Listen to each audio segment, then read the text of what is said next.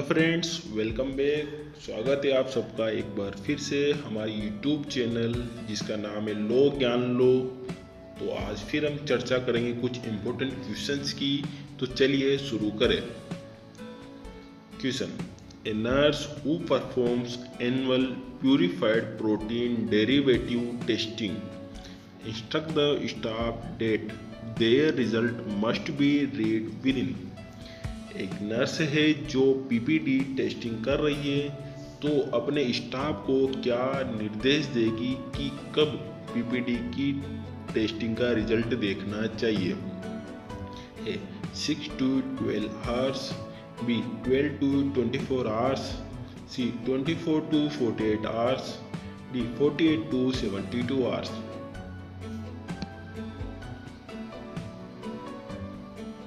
Answer is D 48 to 72 hours। Mantoux test को Mantoux screening test, tuberculin sensitivity test, Pirquet test और PPT test के रूप में भी जाना जाता है, जो ट्यूबरकुलोसिस की जांच और ट्यूबरकुलोसिस डायग्नोसिस के लिए एक टूल या उपकरण है। मेंटेक्स टेस्ट का अदर नेम पिरकुट टेस्ट या पीपीडी टेस्ट भी है। A standard dose of 5 tuberculin unit 0.1 ml intradermally means dermis की लेयर के बीच में इंजेक्ट की जाती है और 48 आवर्स से 72 आवर्स के बाद पड़ी जाती है। The reaction is read by measuring the diameter of induration, palpable raised hardened area across the forearm। Mantoux test के लिए फोर आर्म पर इंट्राडर्मली इंसुलिन सिरिंज से 0.1 ml ट्यूबरकुलिन फोर आर्म पर इंजेक्ट की जाती है और एक सर्कल मार्क किया जाता है। 48 से 72 घंटे बाद उस इंजेक्ट साइट को रीड किया जाता है और टीबी का पता लगाया जाता है। Next question: the patient with gastric lavage और prolong vomiting must be assessed for. एक पेशेंट है जिसको कंटिन्यू वोमिटिंग और गैस्ट्रिक लेवाज हो रहा है, तो उसे किसके लिए असेस करेंगे। A acidosis, B alkalosis, C loss of oxygen from the blood, D loss of osmotic pressure of blood।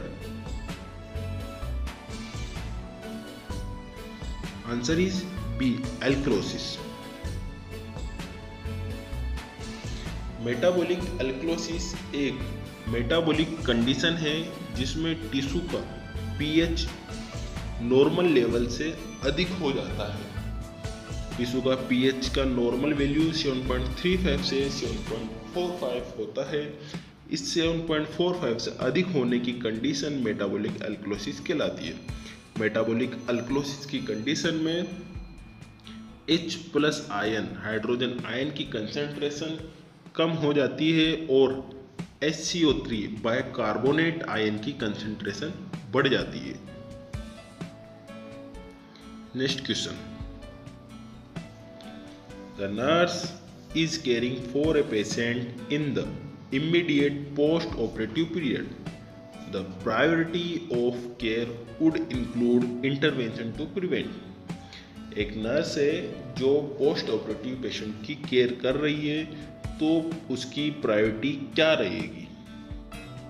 A atelectasis, B bronchitis, C pneumonia, D pneumothorax.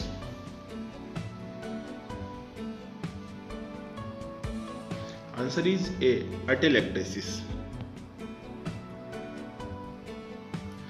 Atelectasis is the collapse or closure of lungs resulting in reduced or absent gas exchange।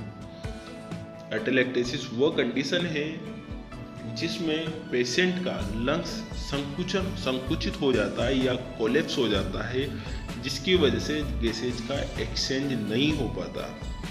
Anesthesia effect on the lungs cause almost everyone who undergoes surgery to have some atelectasis। जिस भी patient को anaesthesia दिया जाता है तो post anaesthesia effect के रूप में एटेलेक्टेसिस हो सकता है। एटेलेक्टेसिस के कोई स्पष्ट लक्षण नहीं होते हैं। जब लक्षण होते हैं तो सांस लेने में परेशानी, खांसी और लो ग्रेड फीवर शामिल होते हैं। Next question, the nurse is caring for a patient with peptic ulcer disease. Which of the following clinical manifestation would be most likely if the ulcer perforated? एक नर्स पेशेंट असेस कर रही है जिसे peptic ulcer diagnose हुआ है, तो ulcer perforated है कैसे पता लगेगा? A, projectile vomiting, B, frequent belching, C, diarrhea, D, board like abdomen. Answer is D, board like abdomen. A sore that develop on the lining of esophagus, stomach or small intestine. A sore peptic ulcer वो condition है जिसमें oesophagus, stomach और small intestine की lining wall पर घाव हो जाते हैं। अल्सर तब होता है जब स्टमक का एसिड डाइजेस्टिव ट्रैक्ट की लाइनिंग को नुकसान पहुंचाता है। Common cause include the bacteria H. pylori and anti-inflammatory pain reliever including aspirin. Peptic ulcer का मुख्य कारण H. pylori और एस्पिरिन होता है। पेप्टिक अल्सर के अंदर स्टमक की लाइनिंग में घाव हो जाता है, अल्सर हो जाता है।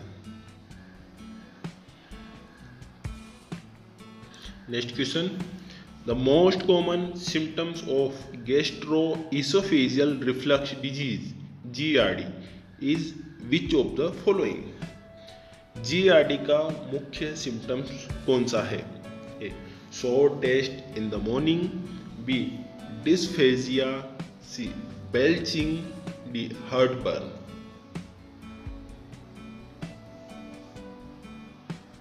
Answer is D, heartburn.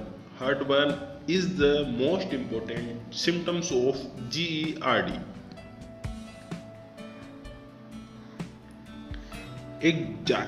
GERD एक डाइजेस्टिव डिजीज है जिसमें स्टमक का एसिड या बाइल फूड पाइप के लाइनिंग को इरिटेट करता है।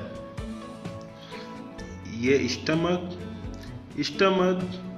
इसोफेगस की लाइन को, स्टमक के अंदर प्रेजेंट एसिड स्टमक की लाइन को इरिटेट करता है। सप्ताह में 2 बार से अधिक एसिड रिफ्लक्स और हार्टबर्न GERD का संकेत दे सकती है।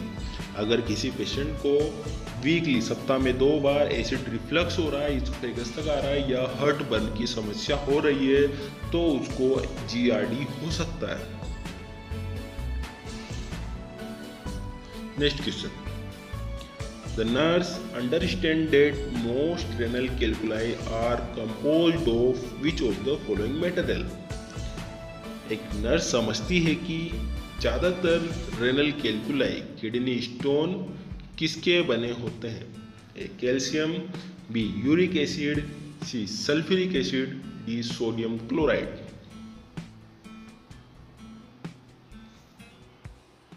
Answer is A, calcium. ज्यादातर रेनल कैल्कुलाई कैल्शियम के बने होते हैं। Next question, which of the following surgical procedure involve removal of body organ? निम्न में से कौन सा प्रोसीजर बॉडी ऑर्गन को रिमूव करना है? A, mammoplasty, B, tracheostomy, C, laparotomy, D, मासेक्टोमी।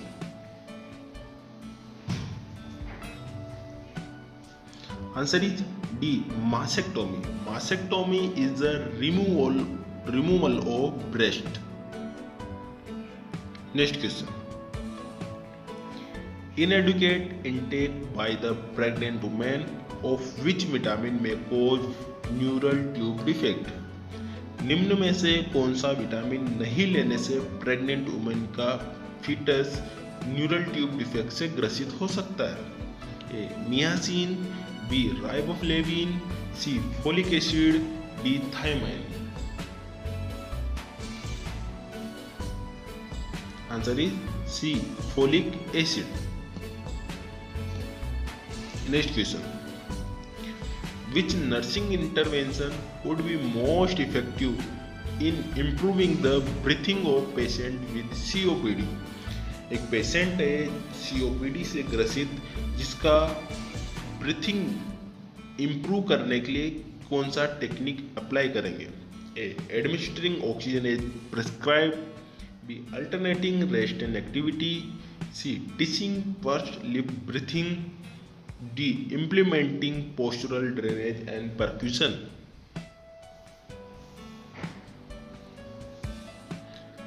Answer is C. Teaching pursed lip breathing. pursed lip breathing की वजह से लंग्स में ऑक्सीजन एयर स्टोरेज की क्षमता बढ़ेगी। Next question. Electroconvulsive therapy (ECT) is most commonly given in the following condition. ECT कौन सी condition में दी जाती है? A neurosis, B OCD, C substance abuse, D major depression. Answer is D major depression. Next question. The nurse is caring for a patient who is newly diagnosed with pernicious anemia. The nurse recognizes this is a deficiency of एक nurse एक patient की care कर रही है जिसे pernicious anaemia diagnose हुआ है, तो यह किसकी कमी की वजह से होता है? A thiamine, B riboflavin, C pyridoxine, D cyanocobalamin.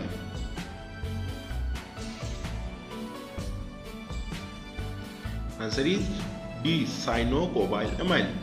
Vitamin B12 की कमी की वजह से परनीसियस अनीमिया होता है। A decrease in red blood cell when the body can't absorb enough vitamin B12. अगर शरीर पर्याप्त मात्रा में विटामिन B12 एब्जॉर्ब नहीं कर पाती है तो RBC की कमी होने लगती है। Untreated pernicious anaemia can cause heart and nerve damage. Treatment involve vitamin B12 shots और पिल्स। अगर परनीसियस अनीमिया को ट्रीट नहीं किया गया तो हार्ट और नर्व डैमेज हो सकते हैं। परनीसियस अनीमिया को ट्रीटमेंट के लिए विटामिन B12 के पिल्स की जरूरत होती है। Next question. During lumbar puncture which position is given to a patient? Lumbar puncture के दौरान पेशेंट को कौन सी पोजीशन दी जाती है? A supine position, B Fowler position, C lithotomy position, D side line C से पोजीशन। आप सभी से रिक्वेस्ट है कि इस क्वेश्चन का आंसर आप कमेंट बॉक्स में दें। Thank you.